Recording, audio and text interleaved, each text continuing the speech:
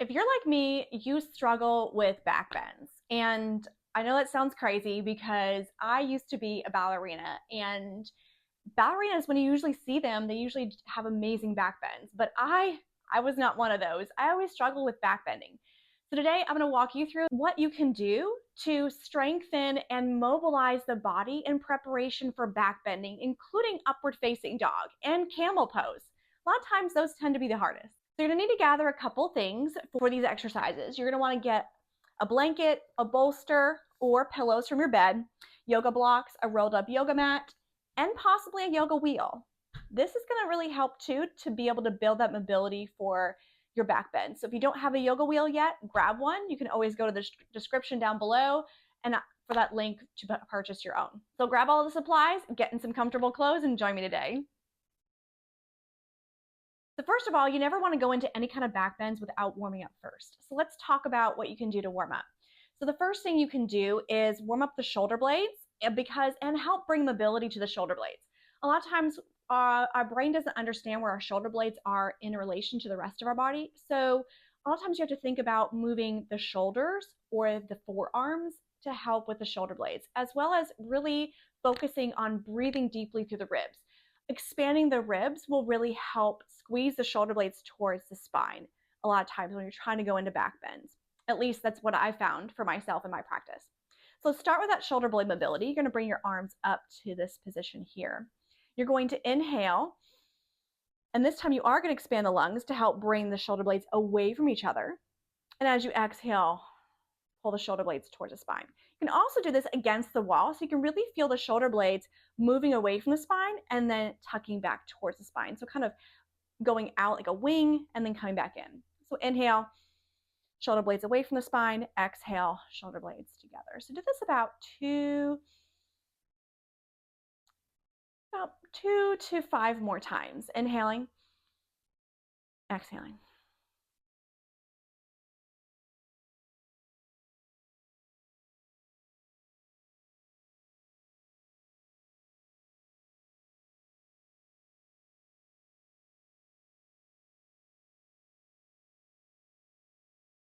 And then you're going to come to tabletop. So in tabletop, you're going to do cat-cow. And to start off with cat-cow, I recommend that you put a block between your knees so you can help activate your core. To be able to back bend, you need a strong core, which includes your pelvic floor. If you want to learn more about that, check out the description below for my workshop on getting a stronger pelvic floor. Press your shins into the ground, squeeze the block. Take your belly button towards the spine and press your chest gently away from the floor. So you're not catting the spine, you're coming into more of a neutral back here. On your next inhale, keep your shins pressing into the floor, squeezing the block. You're going to lift the head, and you may need to drop the chest and think about squeezing your shoulders towards the spine to feel your shoulder blades squeeze towards the spine.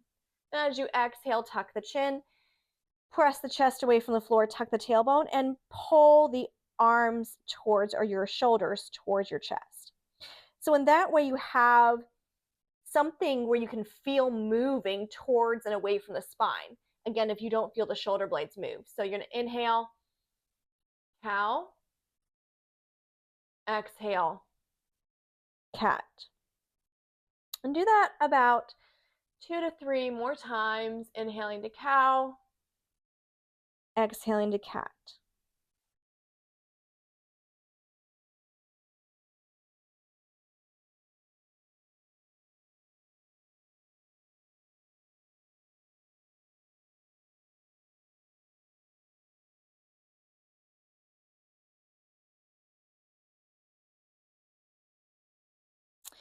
From the catted position, we're going to come back to neutral. So we're going to continue to mobilize the spine because you need a mobile spine. You need a spine that's a movement in it to be able to do back bending.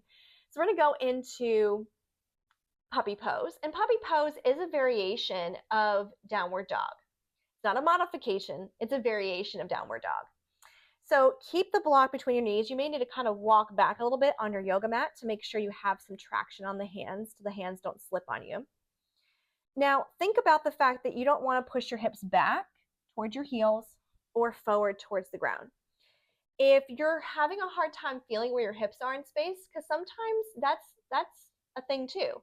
I can feel where my shoulder blades are in space, but sometimes I can't always feel where my hips are in space. So I need a lot of assistance to help my brain understand where they are.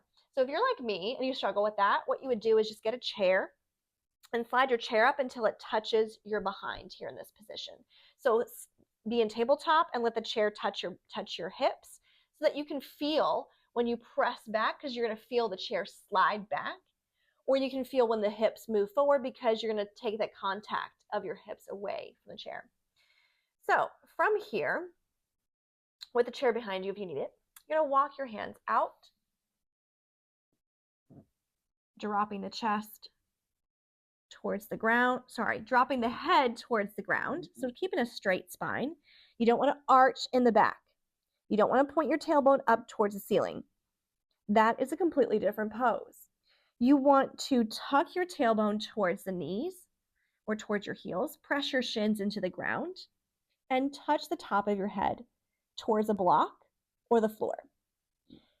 And you want to push your armpits down into the ground. That way your shoulder blades stay away from the spine. Taking several deep, long breaths. And then you're going to inhale and awkwardly and slowly walk the hands back underneath the shoulders. It's always really awkward to come back up from that position.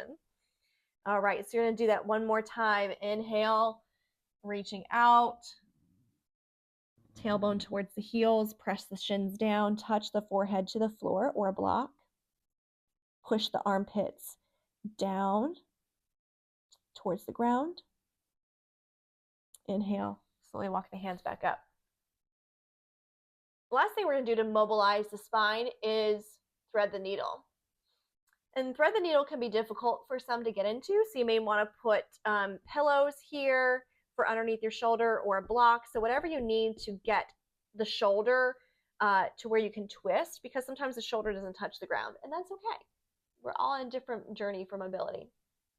You're going to do a couple twists first. You're going to inhale, reach the right arm up. Exhale, squeeze towards the side. Inhale. Exhale.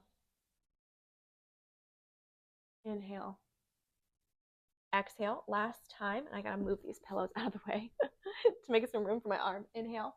As you exhale, first drop to your forearm on the right. Walk the left arm or left hand away. Make sure you don't push back in the hips. And then slowly drop your shoulder down to the ground, your right shoulder to the ground, or a block or a pillow. And again, here it's going to be really tempting to arch into the back.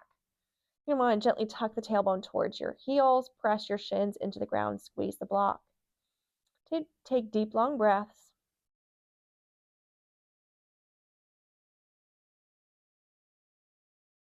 On your next inhale, slide that left hand underneath the shoulder and slowly bring yourself back up. It is going to be awkward coming back up again, but that's okay. Same thing, other side. Inhale, lift the left. Exhale, twist. Inhale. Exhale. Inhale. Exhale. Last time. Inhale. Exhale, drop to the forearm. Slide that right arm out. And then drop the shoulder to the ground, a pillow or a block. Point the tailbone towards the heels. Press the shins into the ground. Take deep, long breaths.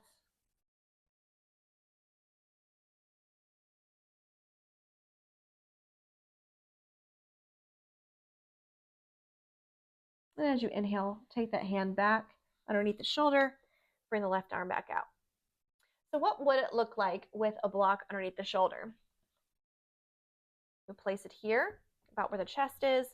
Then when you slide down, you see it can easily just help prop you up for when you're trying to get into that position. So it's not as deep a bend forward for you.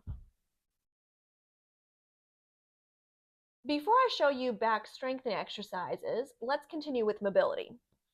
So as part of being able to do back bends is having hips that are mobile, that have been freed up through stretches. So we're going to do some hip stretching exercises, and you're going to find that you're going to see that when you do stretch out your hips and allow them to kind of release, the muscles release and let go of the tension, that any kind of back bending that you have to do is going to improve and it's going to be easier. Let's start with bound angle. So coming to a seated position with the bottoms of your feet together. If this is a position that you struggle with, especially trying to get the knees in line with the hips, then you're going to want to sit up on a block, or you can sit up on a blanket. And if this is still a struggle, you may need to get your rolled up yoga mat and stick it underneath your legs just to give them some support. You may also need to place blocks underneath the knees. So whatever you need to give support to your joints, do. Please do that. It will make the pose easier. You never want to feel like you're fighting in any of these positions, that you're fighting your body. Now press the bottoms of your feet together. Inhale, and as you exhale, fold forward. You're going to use your legs, feet, and core to help support you and hold you here in this bound angle.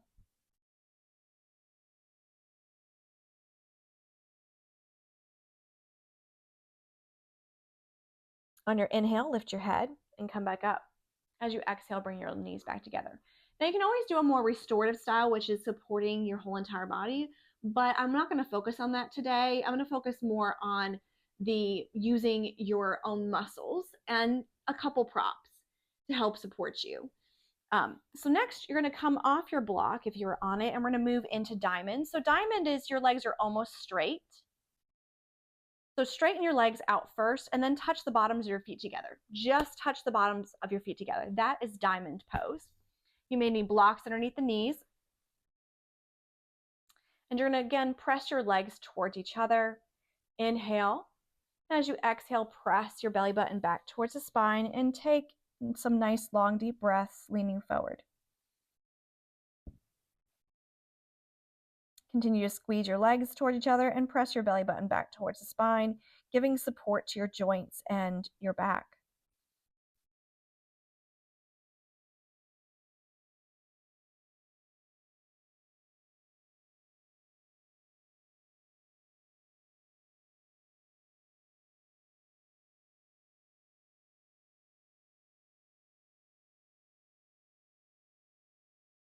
On your next inhale, lift your head, squeeze your legs together, come up. As you exhale, bring your knees back together. Again, if you find yourself struggling in any of these stretches or fighting your body to try to lean forward and it just feels like there's too much strain, then check out the yin yoga videos I have posted, because those are going to be more the restorative style of these poses, and you'll be able to completely relax in them and feel that ease of movement. So moving on, we're going to go into easy pose, which is placing one leg in front of the other. Again, you may need to sit up on something if the knees don't fall out. You're going to take a long, deep inhale. Go ahead and activate the feet.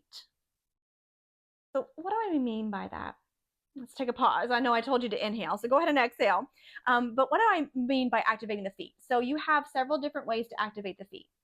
This is a non-active foot. The foot is just sitting here in space. It's doing nothing.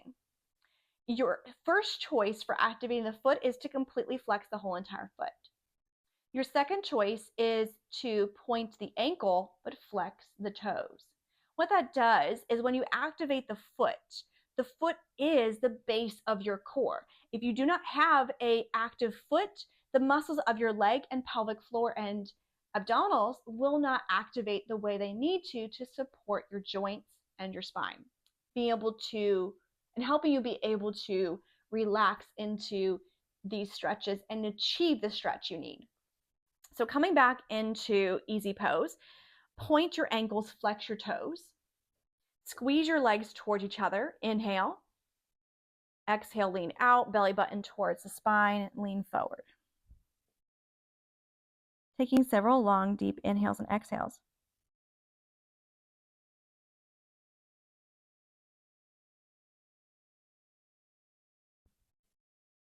Inhale, lift your head, coming all the way up.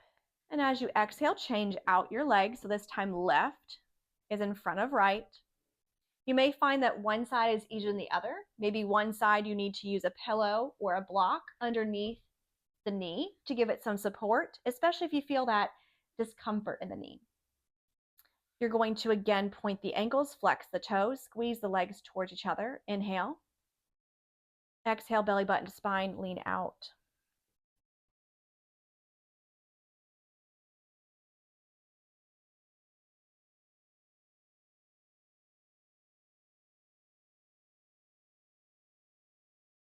Inhale, lift the head, and coming all the way back up to seated.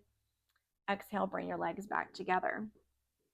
And there are a lot more hip opener and hip releasing stretches, but I'm not going to go through all the different ones we can do. I just wanted to cover some basic ones so that you know what you can look for these different stretches to be able to mobilize the hips and give them more mobility.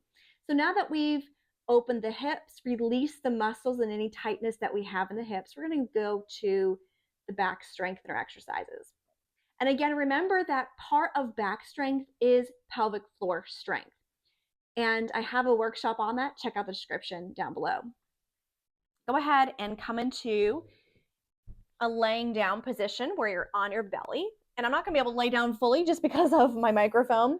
Actually, I might go ahead and move my microphone in front of here. So pardon me as I move that microphone. So I'm going to put the microphone in front of me so I can go ahead and lay down like you guys. So go ahead and lay down on your belly, arms by your sides, palms down. Turn your legs to an internal rotation so that the knees are toward each other and so are the toes. We're going to be working on locust pose. This is going to help strengthen the back and the legs and the upper body, or upper back, I should say.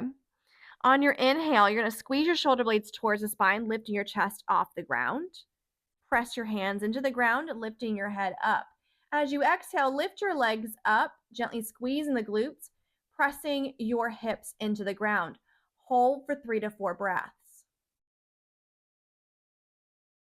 Exhale, lower down, bring your arms in front of you, and rest your head on your forearms. In the next locust pose, you're going to bring your arms behind you, clasp the hands together. Squeeze the shoulder blades towards the spine as you inhale, lifting the chest, lifting the head. And then as you exhale, lift the legs, squeeze the glutes. Really reach through your feet and legs, holding for 3 to 4 breaths.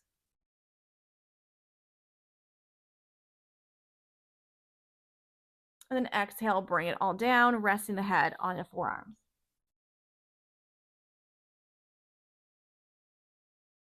The last position we're going to do here is Sphinx pose. So you're going to take your elbows either right in front of the shoulders or underneath the shoulders.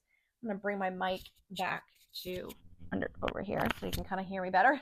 Again, if you hear some shuffling as I move the mic, I am so sorry.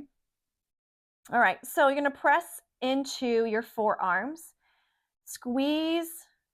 activate your legs, gently squeeze the glutes, pressing your hips into the ground, pulling your belly button towards the spine. So the belly ideally should be lifted off the ground, or if the elbows are under the shoulders, you need to lift the belly off the ground. If the elbows are in front of the shoulders, you can keep the belly on the ground. So if the elbows are underneath the shoulders, pull the belly off the ground the best you can using your muscles, your pelvic floor, your legs, your glutes, and your abdominals. Press your forearms firmly into the ground, pulling your sternum forward. So pulling your chest forward, pulling your ribs forward. Squeeze the shoulder blades towards the spine and hold for 3 to 4 breaths in Sphinx.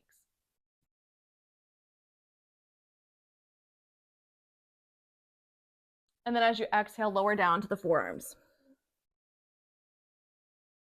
Flex your feet and roll your heels from side to side, allowing the hips to roll from side to side as well, giving the hips a bit of a release.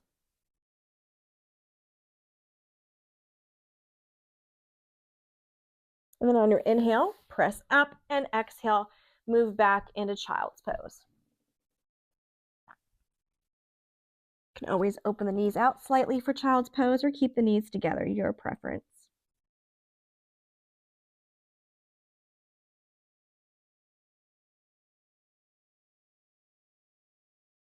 On your inhale, come up. Let's talk about camel pose. We're not going to talk about upward dog I covered releasing for upward dog, kind of giving some mobility to the body for upward dog in another video, so you can check that out in my other videos I've posted. So we're going to talk about camel because I haven't talked about camel pose before. So camel pose requires a lot of strength in the legs, pelvic floor, and abdominals and upper back to be able to achieve. And people think it's an easy pose. Those people that are the people that have really bendy backs. But even if it's easy for you to go into back bends, you need to understand that it takes a lot of strength to make sure that you don't dump all the weight into your lower back and cause yourself lower back pain. So for camel pose, you're going to want to push the weight into your feet in kneeling position or curl your toes and push the weight into your toes. You're also going to want to squeeze your legs toward each other and activate gentle activation of your glutes. So for some, squeezing a block between the knees is really helpful in understanding how to get the legs active and mobile. For me, my ankles are so mobile that I have a hard time pressing into my feet and shins and really feeling my legs active. So a lot of times for me, tucking the toes is really beneficial for me. So that's how a lot of times I go into camel is with tucked toes. Because then I can really feel my inner thighs activate, squeezing towards each other, my pelvic floor gently lifting, and my lower abdominals pressing back towards the spine. So you're going to start with your hands on your hips. And then as you inhale, you're going to squeeze your shoulder blades towards the spine. That's how you're going to start. Pushing your tailbone, squeezing your tailbone towards the knees and squeezing your shoulder blades towards the spine. This is the start of camel. You don't have to go any further than this. This is a back bend because your upper back is bending. And you can stay with the chin tucked. To move further, you just keep pointing the tailbone towards the knees, squeezing the shoulder blades towards the spine, and keep squeezing, lifting the sternum away from, or lifting your rib cage away from the hips, and you can lift the chin up. And you keep moving further and further into this if you feel strong enough. That's the key, if you feel strong enough. As you exhale, you start with a chin tuck. Keep the tailbone towards the knees. And move the block out of your way. And move into rabbit this time. So instead of child's pose, you're going to bring your knees together, arms by the legs, and tuck the chin for rabbit.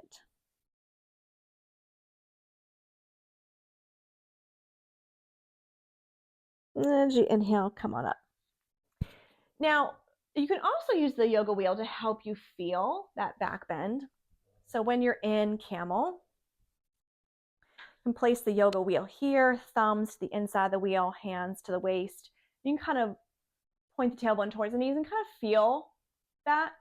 Sometimes it works for me and sometimes it doesn't. So I prefer to not use the wheel. It doesn't really help me feel back bend, but if it's useful for you, then go ahead and do that. So that's just an introduction to what you can do to help strengthen and mobilize the body for back bends. There are several more exercises that you can do to both strengthen and mobilize the hips. So strengthen the back and mobilize the hips to help you with your back bends. But that would take 3 hours to cover, and we don't have time for that. I just wanted to give you some things that you can do to take away to use at home to be able to prepare your body for upward dog, for camel, or any other back bends. And that includes fish as well. So fish pose is also a back bend. So there's so many positions that are back bends, and they require so much strength and mobility out of your body. So I hope this was helpful for you. I would love to hear what exercises that you found in this video that really helped you towards achieving your back bend. Comment down below with those. Also check out my other videos, including the preparation for upward dog that helps go over how you can use restorative style positions to help you for your upward dog, as well as go through the the yin restorative style videos and seeing how the restorative style can help you mobilize your hips.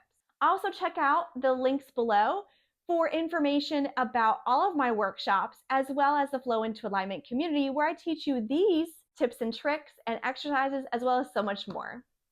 Thank you so much for joining me today. It was great to have you here. Have a wonderful day.